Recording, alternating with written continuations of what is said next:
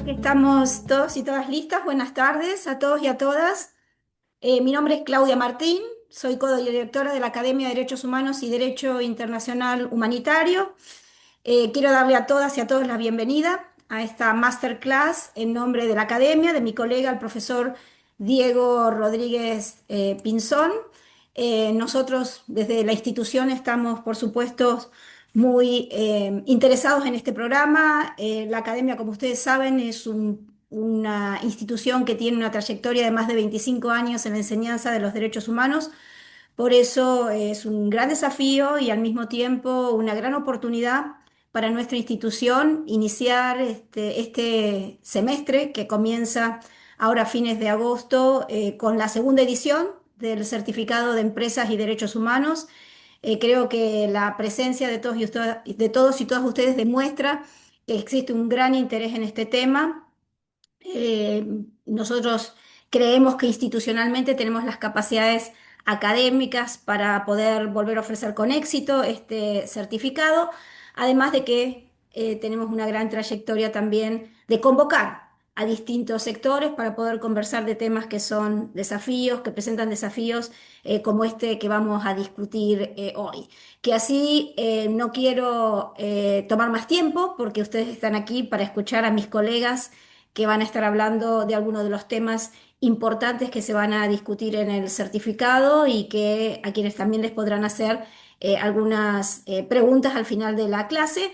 Antes de darle la palabra al moderador, quiero también agradecerle a mis colegas de la academia, a Cristina Zunkel, que está aquí presente y tendrá la oportunidad de hacer una presentación al final y también contestarle cualquier pregunta, y a mi colega Gabriel Ortiz, perdón, que está también conectado y va a estar aquí acompañándonos en el día de la fecha. Quiero darle la palabra ahora al profesor Lucas Gómez, a quien tengo el gran honor de conocer hace muchos años, un colega con mucha experiencia en este tema, que también es profesor en la Universidad Austral Argentina, que enseña de estos temas hace mucho tiempo, y quien va a tener en este momento el rol de moderador y va a introducir y presentar a las otras dos personas que van a estar hablando hoy de los temas sustantivos que los convocan. Que así, sin más, nuevamente muchísimas gracias en nombre de la Academia por estar aquí. Lucas, te doy la palabra. Gracias, Claudia. Muy buenos días a todos y todas. Gracias por acompañarnos en esta jornada, en esta primer masterclass de esta segunda edición del Certificado sobre Empresa y Derechos Humanos. Quisiera abrir esta conversación que me toca moderar con una premisa que a mi juicio es fundamental para orientar este debate sobre empresa y derechos humanos, sobre cómo compatibilizar el desarrollo con el respeto irrestricto de los derechos fundamentales. Y me parece que es el punto de que necesitamos involucrar a todos los actores para discutir este tema. Me refiero a la sociedad civil, a las empresas, a los estados y a las organizaciones internacionales. Sin todos los actores en la mesa es difícil alcanzar esto que buscamos. Y esto es un poco lo que buscamos y el espíritu de este certificado que involucra a profesores tanto del ámbito de ONGs como profesores y alumnos, como de estados y empresas. Estamos en un momento de profundas transformaciones. Por un lado, la inteligencia artificial, la transición energética, nuevas tecnologías que están reconfigurando de manera acelerada la forma en la que producimos, trabajamos y organizamos la vida económica. Y a la vez, estas tensiones, digo, entre desarrollo y derechos humanos se dan en un sistema internacional de derechos humanos construido históricamente sobre la base de obligaciones estatales. Y hoy sabemos que las empresas tienen un enorme poder de influencia. Estamos, por suerte, en un momento histórico en el cual este derecho internacional de los derechos humanos se está transformando para involucrar al sector privado como un sujeto obligado internacional. Se está discutiendo y negociando en este momento un tratado internacional vinculante en materia de empresa y derechos humanos. Vemos que la Corte Interamericana incluye a los principios rectores sobre empresa y derechos humanos dentro de sus sentencias. Pero, como les digo, los desafíos están todavía por construirse y es clave este diálogo entre empresas, Estado, sociedad civil. Hoy tenemos la oportunidad de abordar esta problemática con estas perspectivas complementarias. En primer lugar, nos acompaña Natalie Sarmiento. Ella es representante regional para América Latina y el Caribe del Instituto Danés de Derechos Humanos. Natalie acumula más de 17 años de trayectoria en esta agenda, con especial dedicación a la debida diligencia en derechos humanos, evaluaciones de impacto en derechos humanos, transición energética, protección de personas defensoras de derechos humanos, derechos de los pueblos indígenas, y ha asesorado tanto a empresas como gobiernos y organismos multilaterales. Le vamos a pedir que nos ayude a comprender estos desafíos que enfrenta una institución especializada como el Danish Institute en este trabajo con las comunidades y su experiencia práctica en introducir estos estándares o hacer puente para que estos estándares lleguen a las empresas. En segundo lugar, vamos a escuchar a Daniel Cerqueira, abogado por la Universidad Federal de Minas Gerais y licenciado en Relaciones Internacionales por la Pontificia Universidad Católica de Minas Gerais.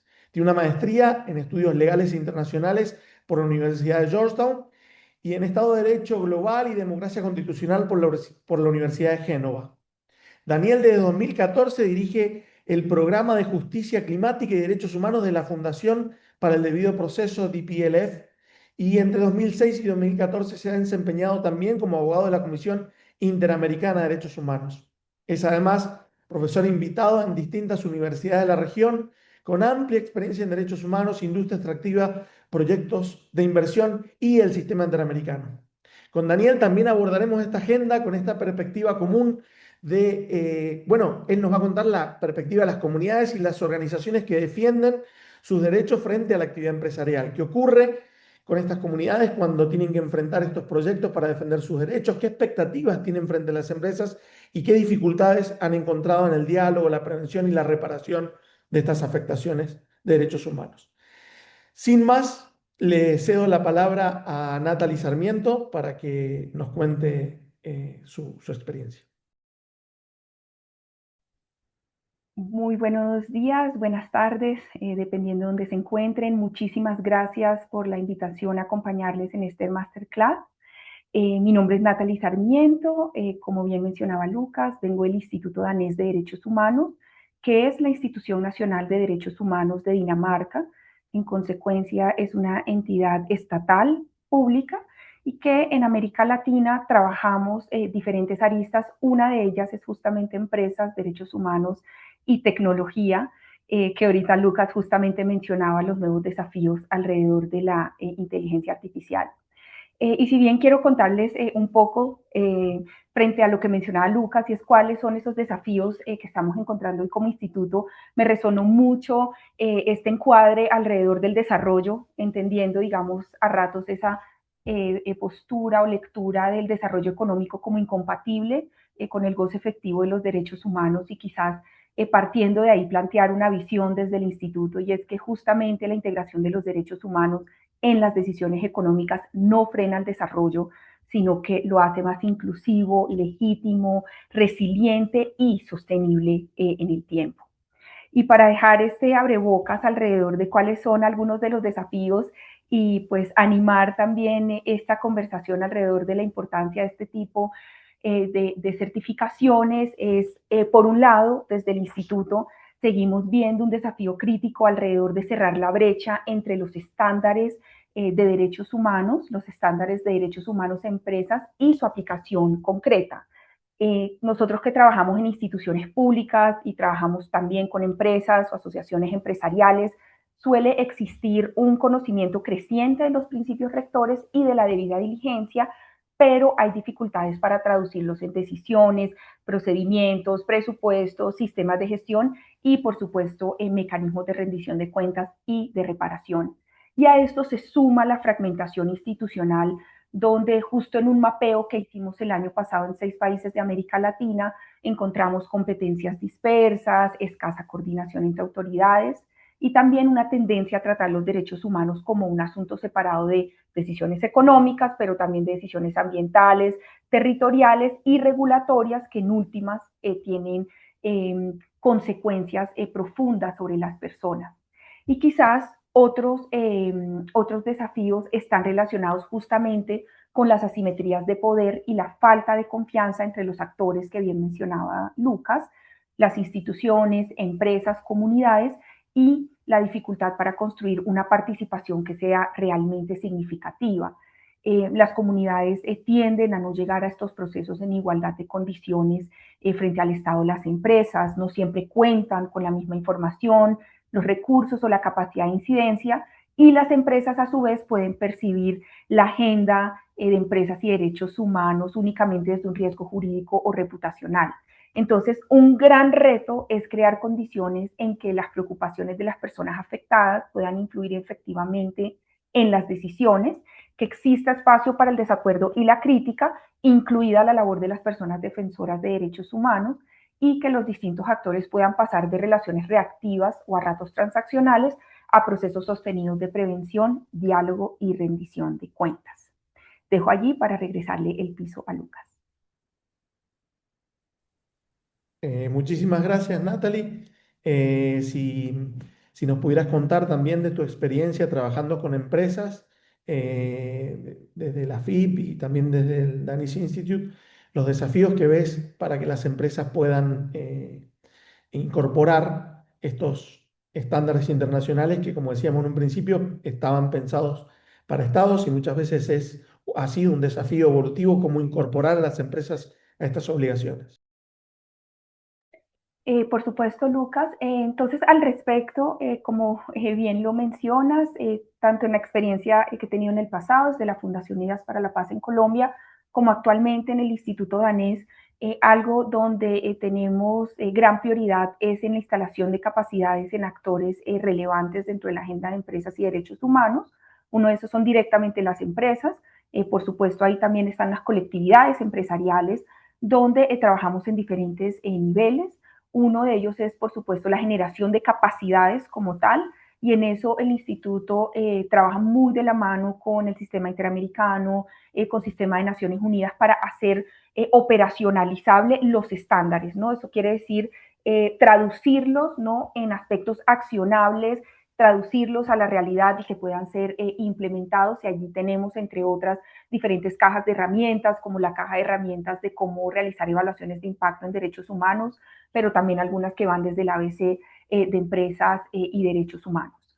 Diría que parte, y conecto con lo que mencionaba previamente, parte de los desafíos que al día de hoy también seguimos observando y que es uno de los retos importantes en la generación de capacidades es cómo saltar de la narrativa a las acciones concretas. Hay un llamado importante alrededor de la implementación.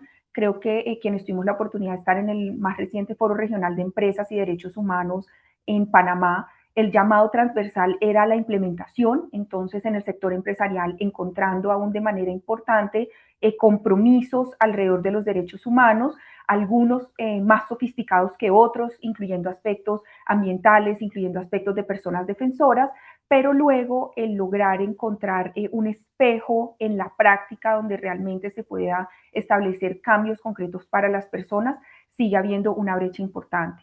Y diría también, dependiendo del sector, si bien esto varía sector económico, me refiero, no sector, digamos, de actores, el trabajo con pueblos indígenas, aspectos como consulta previa en el marco de conversaciones como la transición energética, iniciativas agroindustriales, entre otras, y también los aspectos de género, cuáles son los impactos diferenciados en mujer, siguen siendo unas capas adicionales relacionadas con la conducta empresarial, pero que por supuesto supone una profundización mayor en esta gestión desde las empresas. Todo esto para redondear y decir que hay movimiento en el lado de las empresas.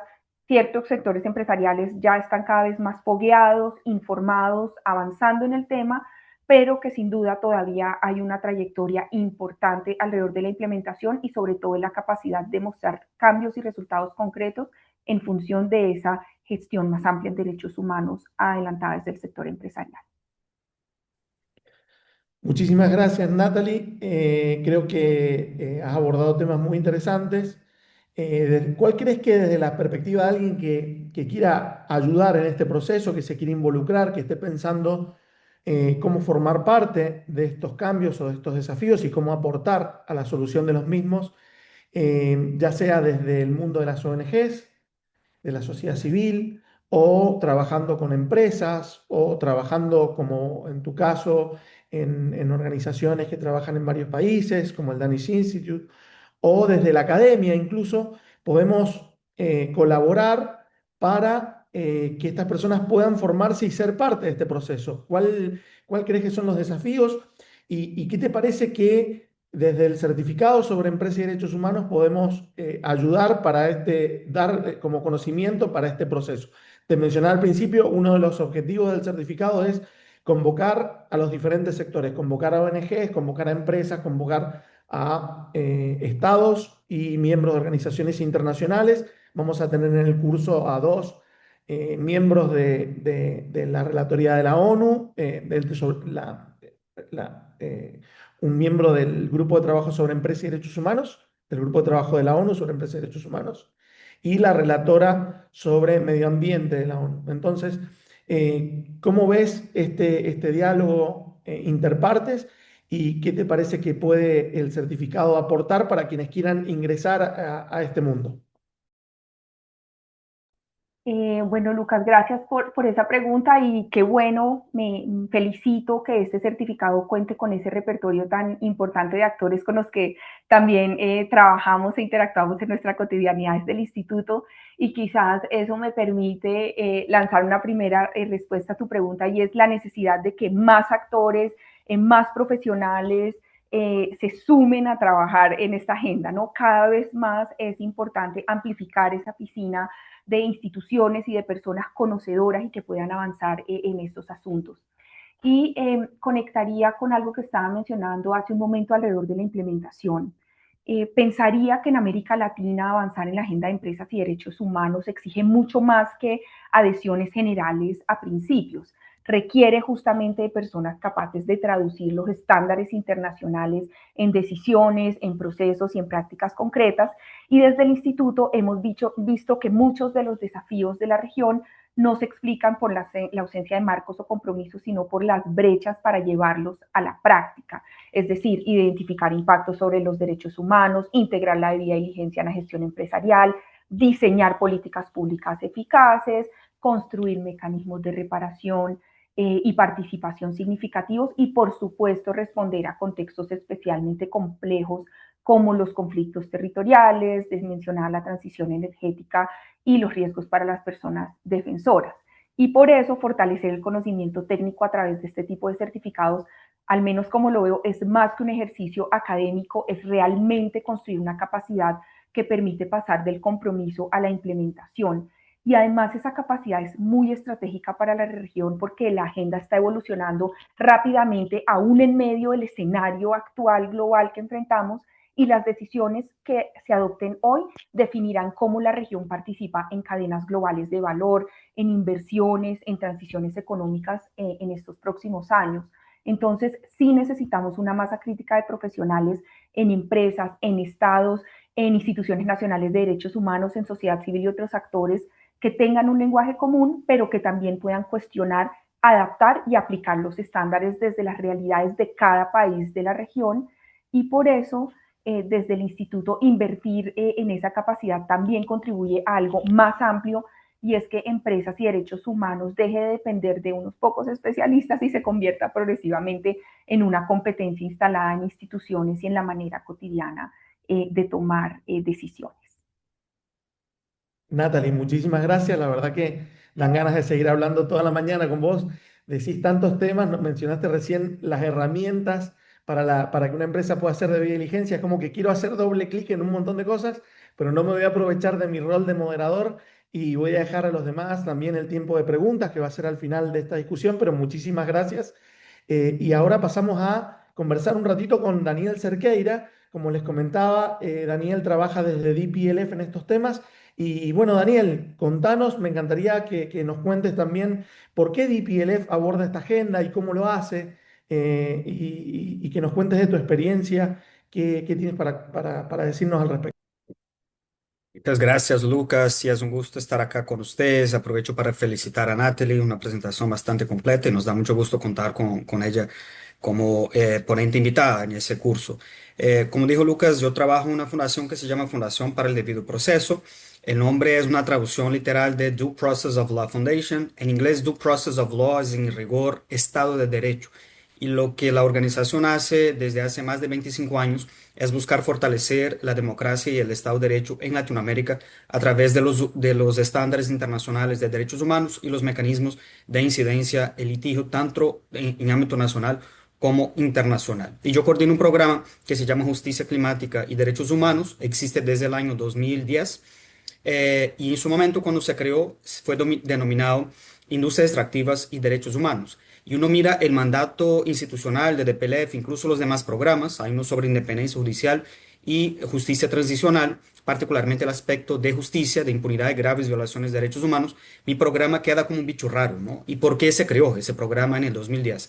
Justamente porque en su momento la actual directora ejecutiva, Katia Salazar, ya era directora en ese momento, se había dado cuenta de que una de las principales causas de los conflictos sociales en Latinoamérica era justamente la inversión en proyectos a gran escala sin respetar los derechos humanos. En ese momento, estoy hablando de 2010, ni siquiera habían sido aprobados los principios rectores sobre empresas y derechos humanos, pero había muchísima demanda para que los organismos internacionales de derechos humanos y órganos intergubernamentales y multilaterales incorporara estándares más específicos, ¿no? En esa tensión entre la necesidad de, sobre todo países del sur global, recibir inversión extranjera para la explotación de sus recursos naturales, pero con ciertas garantías mínimas, ¿no? Y es en ese contexto en que DPLF empieza a producir información especializada y sobre todo asesorar a organizaciones locales en cómo utilizar los estándares internacionales en esa materia.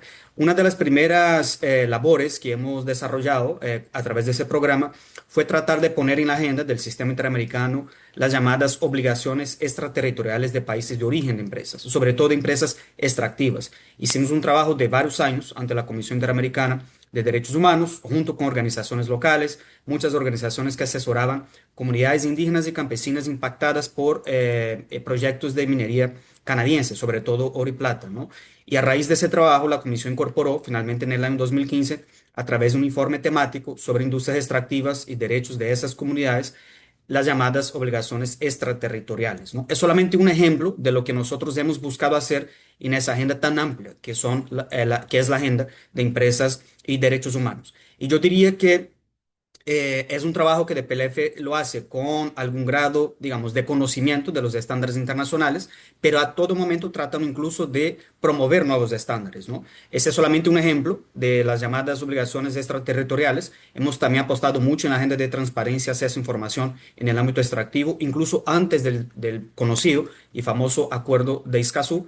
Hemos conducido dos, eventualmente tres audiencias, no tengo el número exacto, ante la Comisión Interamericana, justamente con ejemplos de que la falta de acceso a información y transparencia en la gestión de los recursos naturales era también una fuente de graves violaciones de derechos humanos. Y yo diría que buena parte de nuestro trabajo entonces se conduce en ayudar a que las comunidades hagan un uso más estratégico de esos estándares y por otro lado promover nuevos estándares que atendan a las demandas de estas propias comunidades. Y ahí entra incluso herramientas tradicionales como la consulta previa libre e informada, en su momento a través del convenio 169 de la OIT, que es de junio del año 1989, se adoptó sin que todavía Latinoamérica al menos, o el sur global, estuviera contaminada de básicamente la expansión normativa o regulatoria para atraer, ¿no?, la inversión extranjera. Y nosotros hemos tratado de justamente utilizar esa herramienta incluso en el diálogo de comunidades con las propias empresas, ¿no? Y en el convenio 169 hay otros derechos también, más allá de la consulta previa, como el derecho a compartir beneficios razonables, que está en el artículo 15.2 del convenio 169. Hemos apoyado, por ejemplo, a organizaciones en distintos países a estar en mejor condiciones de negociación con empresas, conocer, por ejemplo, qué ha hecho la empresa en otros contextos, en otros continentes, cuál fue el monto ofrecido, y en algunos casos incluso apoyar a organizaciones a judicializar el incumplimiento de sus derechos. Es decir, cuando el Estado hace una concesión de un proyecto y la empresa no comparte ningún tipo de beneficio razonable, nosotros hemos apoyado a algunas organizaciones a través de distintas herramientas, como los amicus curia o asesoría directa, a cómo emplear justamente ese conocimiento de los parámetros internacionales al momento de ofrecer un apoyo más estratégico, ¿no?, a comunidades. Podría dar cantidades de ejemplos acá, pero al igual que Lucas, me quedo quizás en algunos más puntuales y obviamente a lo largo del certificado tendremos la oportunidad de desarrollar muchos ejemplos adicionales. Muchísimas gracias, Daniel. Espectacular todo el trabajo que están haciendo. Fue una gran incorporación la de Daniel al equipo organizador de este certificado, porque Daniel nos ayuda, como ven, con su vasta experiencia en la región a ver cómo el certificado puede ayudar a las comunidades.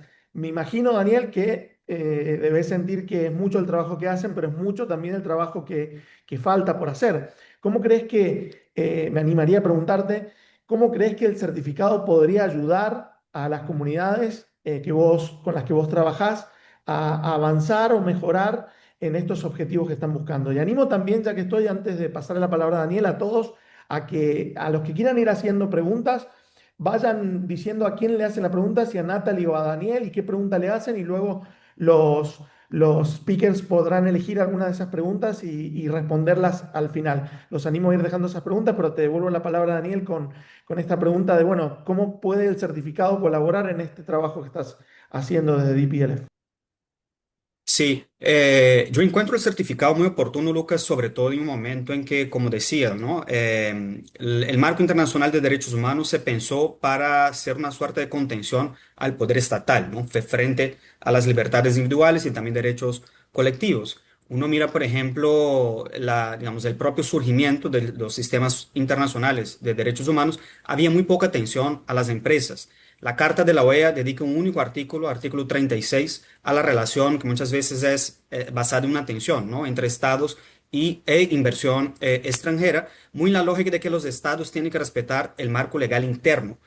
Perdón, las empresas tienen que respetar el marco legal interno de los estados. Pero obviamente ese es un abordaje muy acotado, que quizás en el año 1948 era lo que la comunidad internacional más o menos entendía sobre esa relación, y a lo largo de las décadas nos hemos dado cuenta de que las empresas tienen un poder muy superior incluso a muchos estados en su propia capacidad de generar violaciones de derechos humanos, incluso graves violaciones de derechos humanos, ¿no? En Latinoamérica abundan ejemplos incluso de que empresas financien grupos, por ejemplo, armados ilegales, grupos paramilitares, y muchos de esos casos terminan generando también procesos en órganos supranacionales como la Comisión Corte Interamericana. Quiero dar solamente un ejemplo de esa simetría cada vez más clara entre el poder de un Estado y el poder de una empresa.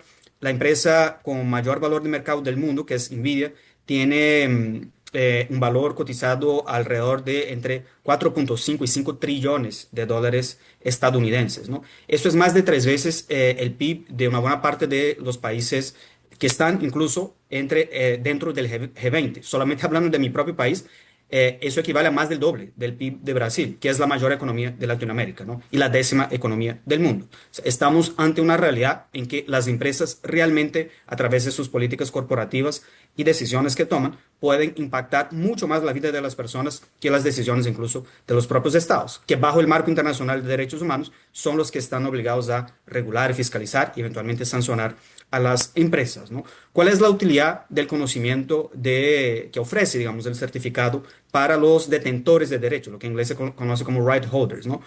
Por un lado, hacer un uso más estratégico, como había dicho, ante los propios organismos supranacionales y ante sus propios países, pero sobre todo, estar en mejor condición de diseñar estrategias de ya sea activismo, incidencia y también litigio frente a las propias empresas.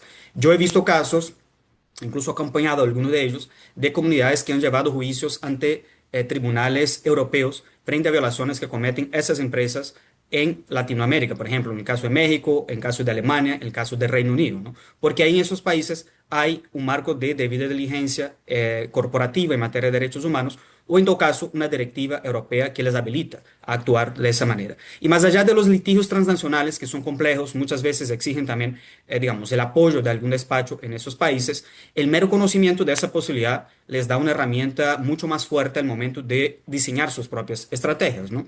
Por ejemplo, mucho de eso pasa por incorporar en un activismo más político una narrativa de derechos humanos que les permite de alguna forma ampliar la rendición de cuentas de las empresas. Las empresas se dan cuenta de que las comunidades están de alguna manera empoderadas con esa narrativa y con conocimiento técnico, y claramente eso tiene un peso al momento de negociar o tomar decisiones ejecutivas, digamos así, ¿no? Y he visto casos, por ejemplo, de comunidades o líderes comunitarios o lideresas que se presentan ante espacios de discusión directamente con la empresa, y la verdad es que presentan argumentos que son muy persuasivos, con representantes de empresas que están involucradas de alguna forma en conflictos socioambientales, ¿no? Entonces yo diría que ese conocimiento claramente es una herramienta muy potente para que las comunidades hagan un diseño más estratégico de sus distintas, digamos, formas de actuación.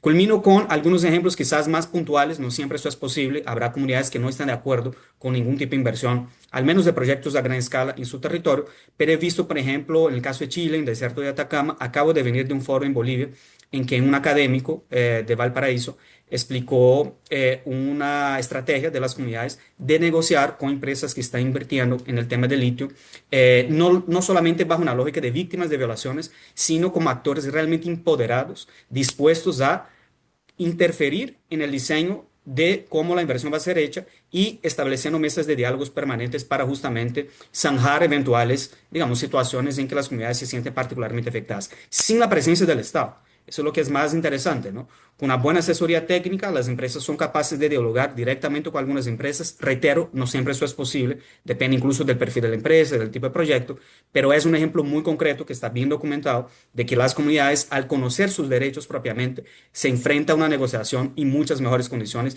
e incluso prefiere que el Estado ni participe, prefiere entablar directamente un diálogo con las propias empresas. Entonces, es un ejemplo adicional de que el uso estratégico de ese tipo de conocimiento que ofrece el curso puede servir mucho también para comunidades impactadas por inversiones en sus territorios.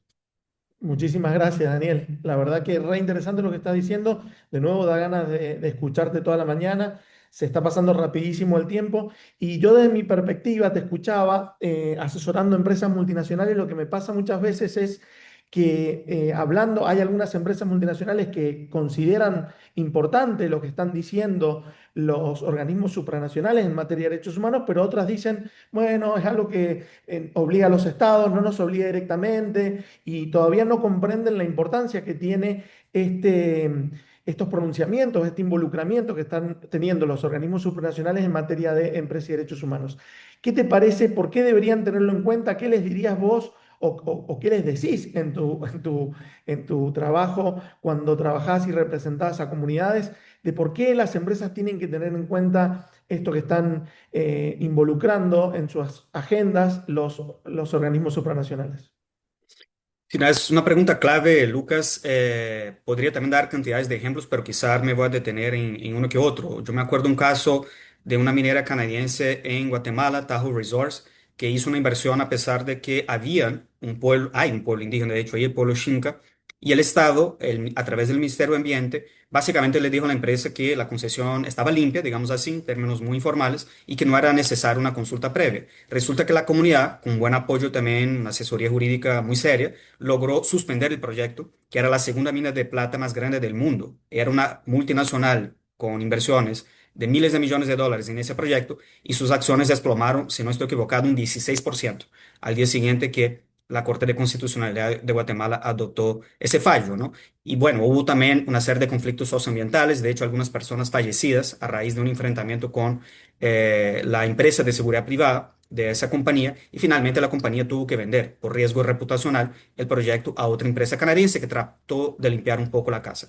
¿Qué es lo que nos, digamos, nos explica ese ejemplo, ¿no? Bueno, un detalle adicional antes de avanzar en una conclusión.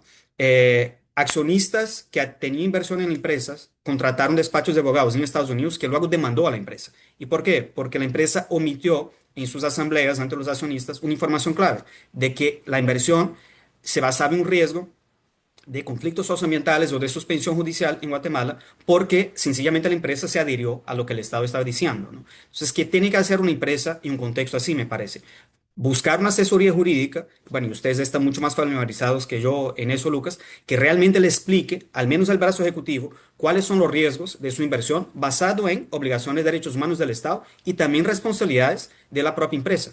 A través del marco internacional, como vamos a explicar en el certificado, los principios rectores aclaran que las empresas también tienen responsabilidades en materias de derechos humanos, ¿no? Y la omisión en ese tipo de información a los propios accionistas puede generar perjuicios económicos de gran monta, sobre todo en ciertos sectores como es la minería de plata, en ese caso, ¿no? Entonces, una debida información y capacitación de las propias empresas en ese rubro, que es lo que ofrece de alguna manera también el certificado, permite justamente evitar algún tipo de perjuicio y el cumplimiento de una debida diligencia en un sentido mucho más amplio. En ámbito corporativo, la debida diligencia es aquella forma en que la empresa anticipa un potencial perjuicio y toma medidas justamente para mitigar y prevenir, ¿no?, ese perjuicio, ¿no? Y en materia de derechos humanos es justamente ubicar cuáles son los potenciales daños que sus actividades pueden generar y adoptar las medidas para prevenirlos, eventualmente mitigar y en su caso también reparar esos daños, ¿no? Algo muy común de ver en las empresas, al menos, digamos, por muchos años, que eso afortunadamente está cambiando, es, por ejemplo, un análisis muy acotado de que, bueno, ese país no tiene una ley de materia de consulta previa, entonces puede hacer una inversión porque no hay una obligación legal ni siquiera para el Estado. Resulta que el sistema interamericano de derechos humanos y, bueno, incluso tribunales constitucionales de la mayor parte de los países de Latinoamérica han concluido que es un derecho autoejecutable. Aunque no haya una ley, los estados están obligados a realizar procesos de consulta previa. Entonces, es un ejemplo adicional en que la falta del conocimiento de esos estándares puede llevar a una compañía a hacer una inversión que podría ser suspendida judicialmente o, en todo caso, generar un conflicto socioambiental que causaría un perjuicio a la propia compañía, ¿no? Entonces, yo diría que el debido conocimiento y la adopción de políticas corporativas basadas en ese conocimiento es clave justamente para prevenir daños y perjuicios en la actuación de estas empresas. Gracias, Dani. Como ven, riesgos reputacionales eran los primeros que podía referir una empresa. Hoy son riesgos legales y hasta riesgos financieros. Nos contaba Daniel de cómo los inversores habían demandado a la compañía. Realmente temas muy interesantes que van a ser abordados en este curso, pero no me quiero quitarles más tiempo. Hay algunas preguntas en el chat. Hay una para Natalie respecto de si nos podría mencionar alguna de las herramientas que refirió y que está desarrollando con Danish Institute en este tema, así que le doy la palabra a ella para responder esa pregunta y después vamos con otra que creo que era para Daniel.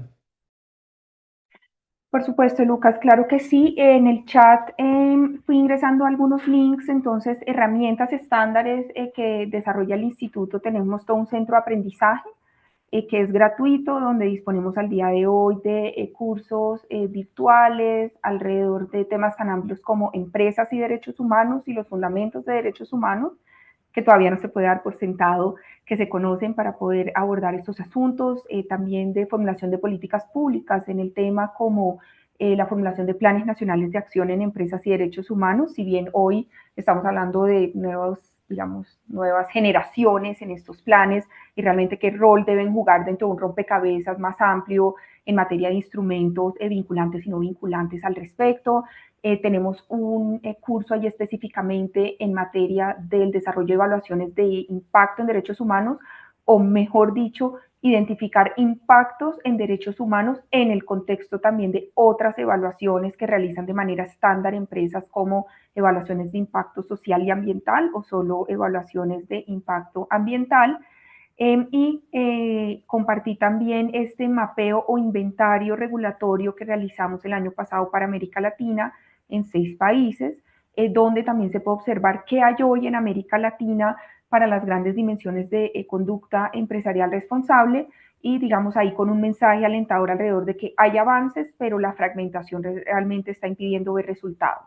Y simplemente cerraría también diciendo de otras 2 herramientas, algunas están próximas a salir, pero saldrán en el rango de los próximos 2 meses. Una es sobre el tema de gestión empresarial en el contexto del licenciamiento ambiental. Entonces sabemos que en diferentes países de América Latina se requieren licencias ambientales para la autorización y la ejecución de ciertos proyectos económicos.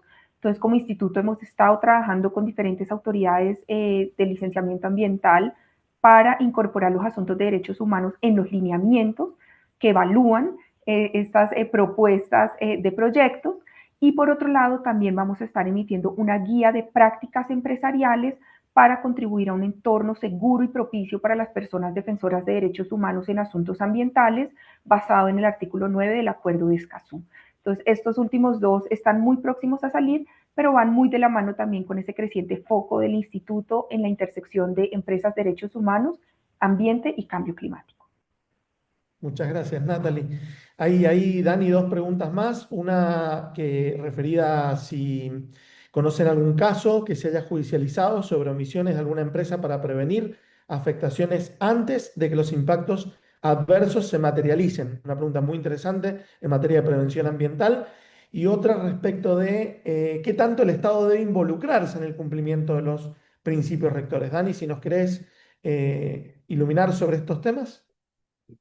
Y no, hay cantidades de ejemplos, Lucas, y gracias por la pregunta, de judicialización contra empresas, por ejemplo, en el contexto de emisión de estudios de impacto socioambiental, ¿no? Y un componente que también será abordado durante el curso, el componente climático, que es cada vez más relevante, ¿no? La última opinión consultiva, bueno, la opinión consultiva de la Corte Interamericana de Derechos Humanos número 32 sobre emergencia climática y derechos humanos incorpora justamente la obligación de los estados de incorporar el componente climático en ese tipo de estudios de impacto socioambiental, ¿no? Yo, de hecho, estoy en ese momento elaborando una microscuria, justo un caso en Brasil, en que la empresa contratada para realizar el estudio de impacto ambiental no incorporó ningún tipo de elemento climático, ya sea por los daños ambientales acumulados y también el propio impacto climático del proyecto, digamos así. Y justamente lo que se busca con esa acción judicial interna en Brasil, es una acción popular, es suspender el proyecto. El proyecto está en etapa todavía exploratoria. Entonces, es un ejemplo de otros tantos en que la judicialización puede darse mucho antes del inicio de las operaciones que pueden generar un impacto ambiental, ¿no? Y buena parte de las acciones, eso sí, ocurren cuando el impacto ambiental ya ocurre, digamos, ¿no? Ya sea en ámbito nacional y cada vez más, también muchas comunidades se están aventando, digamos así, a litigios transnacionales. El caso de EDF, de Energie de France, que yo mencioné, es un caso muy conocido en que se aplica la ley de debida diligencia de Francia contra esa empresa de energía, de las más grandes del mundo, por ausencia de consulta previa a un proyecto eólico en el estado de Oaxaca, en México, ¿no? Pero hay ejemplos de todo tipo, ¿no? En la Unión Europea, por ejemplo, en Alemania ha habido también acciones judiciales contra una certificadora de embalses mineros que colapsaron en Brasil, a la empresa Tuxud, de las mayores certificadoras del mundo, y también una acción judicial de compensación en Reino Unido por el daño ambiental y humano también, causado por la caída de un embalse minero en la ciudad de Mariana en el 2015, ¿no? Que es un caso también muy sonado, de una joint venture entre BHP Billiton, que tiene sede en Reino Unido, y Vale, que es la empresa minera más grande de Brasil. Pero bueno, el repertorio es enorme, no nos da acá el tiempo para hablar de todos los ejemplos. Seguramente quienes tengan interés en el certificado van a tener la oportunidad de examinar con nosotros, digamos, casos muy concretos y los aprendizajes que eso nos aporta, ¿no? Espectacular. Bueno, dejo para los dos abiertos estas preguntas. Tomo estas últimas dos, ¿no? Una, ¿cómo involucrar más al Estado? ¿Cuál es el rol del Estado? ¿Qué desafíos ven en ese involucramiento estatal, en esta dinámica entre Estados y empresas? Y otra, ¿cómo sensibilizar a las empresas de que hay un riesgo? Lo vemos, Dani recién nos contaba, riesgos no eran solo reputacionales, sino financieros y legales. Y bueno, esa pregunta abierta a los dos. Nati. Muchísimas gracias, Lucas. Yo diría con mucha humildad que es una pregunta desafiante en el contexto que adicionalmente estamos enfrentando el día de hoy. Es decir, no estamos en el mismo escenario incluso de hace 2 años cuando nos preguntábamos alrededor de la agenda de empresas y derechos humanos. Hay una contracción del espacio cívico, estamos teniendo, digamos, un movimiento de múltiples gobiernos en América Latina hacia unas agendas que no necesariamente tienen los derechos humanos en el centro o incluso los derechos humanos se consideran fuertemente un inconveniente para avanzar varios de estos nuevos proyectos políticos. Entonces, si me hubiesen hecho esta pregunta hace 2 años, seguramente contestaría algo distinto a lo que podría decir en este momento.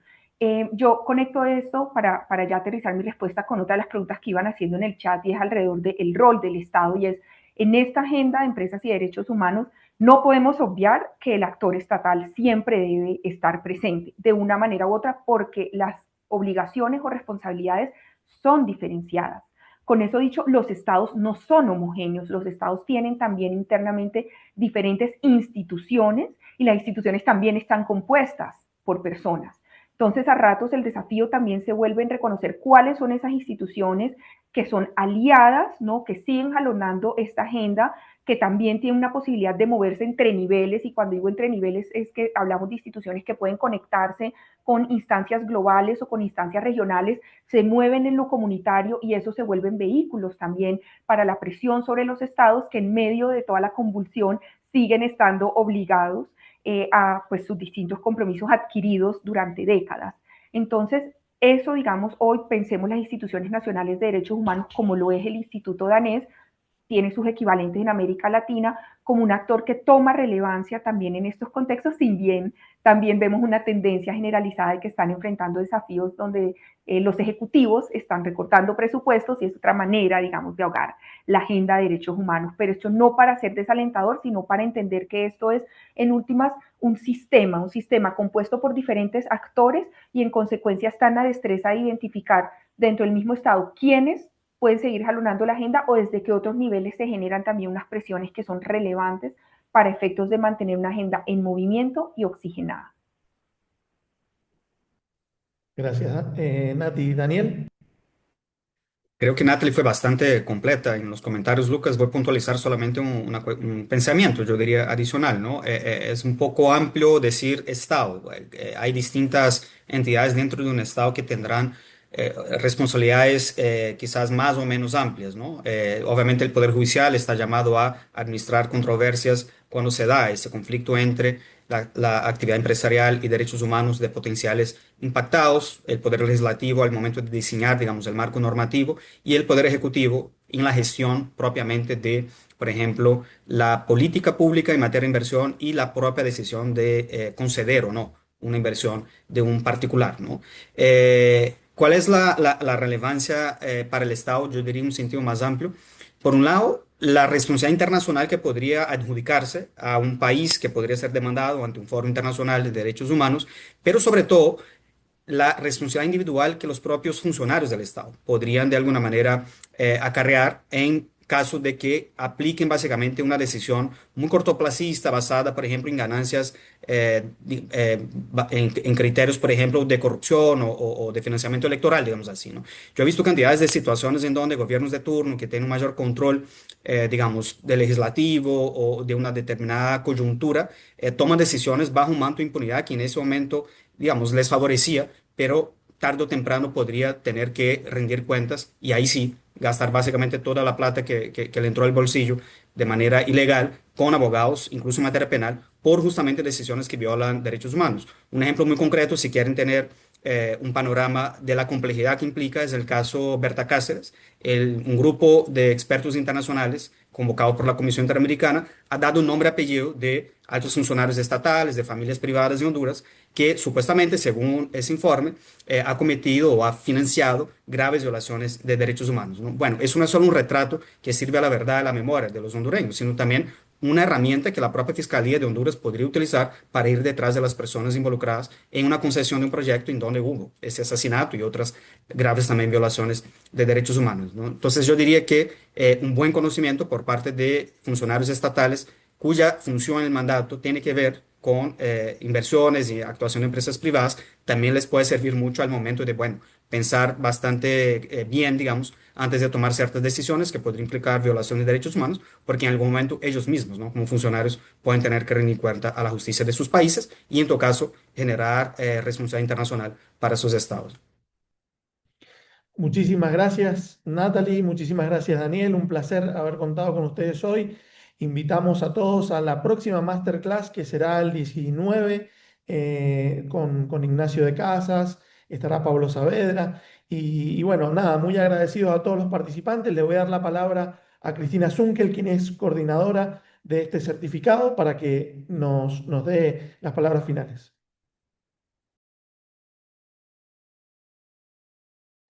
Gracias, Lucas, y bienvenidas y bienvenidos a todos los que han tenido interés en participar en esta sesión. Mi nombre es Cristina Zunkel, yo manejo este programa aquí en la Academia de Derechos Humanos en American University de Washington, D.C. y además tengo el privilegio de manejar el programa de maestría en Derechos Humanos y Derecho Humanitario en la facultad. Para aquellos que no conocen demasiado de nuestra institución, les comento que nuestro programa de Derecho Internacional en American University está rankeado como el número 4 en los Estados Unidos y dentro de ellos el programa de Derechos Humanos es el único que se ofrece en la calidad disponible en el país.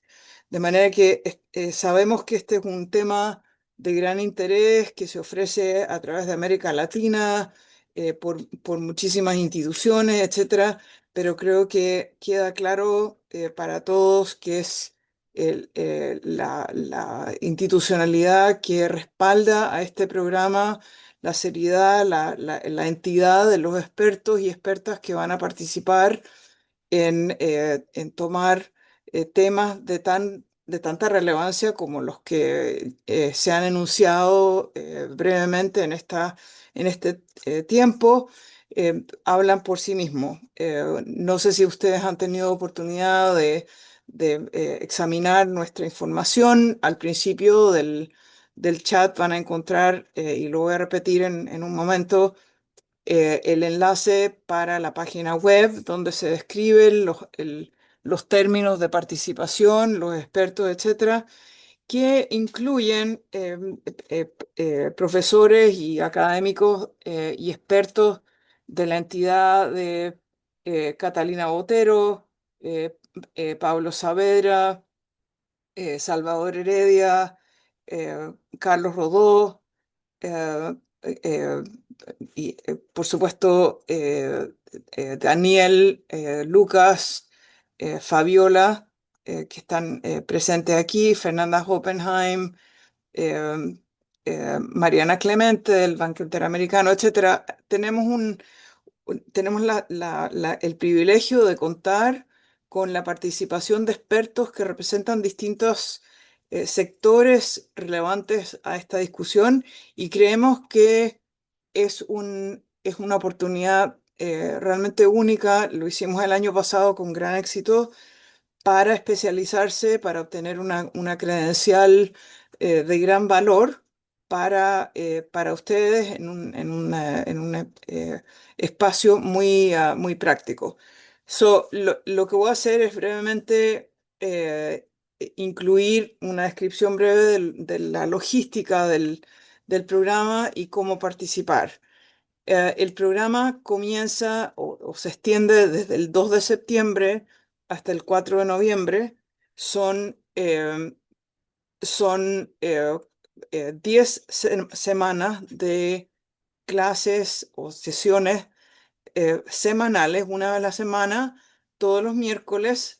Es en español, vía Zoom, un enlace Zoom, y les ofrece gran flexibilidad para poder acceder a lecturas, materiales e interconectarse, que creo que también esa es una de los valores importantísimos de este tipo de ofertas, que les da acceso directo, digamos, a expertos mundiales que están siendo protagonistas en el desarrollo de estos temas.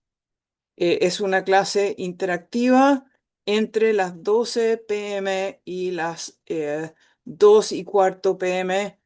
Hora de Washington, D.C. Y está abierto a todo tipo de profesional, no tienen que ser abogados, puede ser cualquier profesional, ingeniero, en fin, cualquier tipo de disciplina, no es ningún problema. Eh, en el caso, para tener mayor interés en esto eh, o incentivarlos, sabemos que el costo es alto. El costo del programa es $2.500 y para ciertas categorías de personas que han estado relacionados con nosotros, como exalumnos, ex participantes del Moot Court o del programa de verano. Tenemos becas y sin duda que estamos encantados de poder evaluar posibles becas de mérito para poder facilitar la participación que ustedes puedan incluir en esto. Les voy a escribir aquí mi correo. La forma de hacer esto es nuevamente ir a la página web nuestra, que está incluida al principio del chat, y también bueno, ahí está el registro o el enlace de registro donde pueden inscribirse y les invito a todos y a todas a que se contacten con nosotros para evaluar posibles solicitudes de beca. Em, y no sé si con eso les va quedando más o menos claro. Si tienen cualquier pregunta, por favor, este es el momento de hacerla.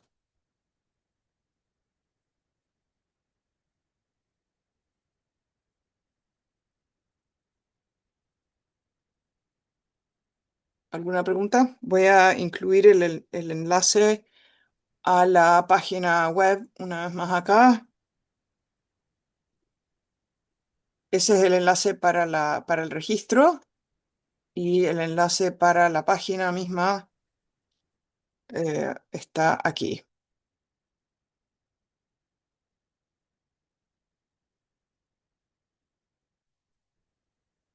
Lucas, no sé, no sé si alguien tiene alguna pregunta. Yo quedo pendiente. Muchas gracias. Gracias, Cristina. Seguro Sí el que se tenga van a alguna grabar. duda se puede contactar con vos Sí. y recibe toda tu ayuda. Ujú. Este Ay, es eh, exactamente.